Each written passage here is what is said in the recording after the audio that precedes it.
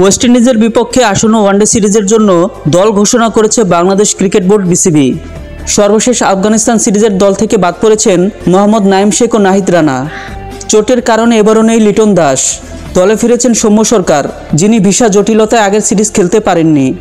প্রথমবার ওয়ানডে দলে জায়গা পেয়েছেন উইকেট কিপার ব্যাটসম্যান মাহিদুল ইসলাম।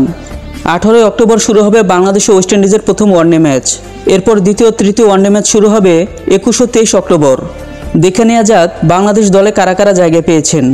মেহেদী হাসান মিরাজ অধিনায়ক, তানজিদ হাসান তামিম, সৌম্য সরকার, সাইফ হাসান, নাজমুল হোসেন শান্ত, তাওহিদ হৃদয়, মাহিদুল ইসলাম অঙ্কন, জাকির আলী অনিক, শামীম হোসেন পাটোয়ারি, কাজী নুরুল হাসান সোহান, রিশাদ হোসেন, তানভীর ইসলাম, তাসকিন আহমেদ, মোস্তাফিজুর রহমান, তানজিম হাসান সাকিব ও হাসান মাহমুদ। এরপর চট্টগ্রামে 27, 29 ও 31 অক্টোবর হবে 3 ম্যাচের টি-20 সিরিজ।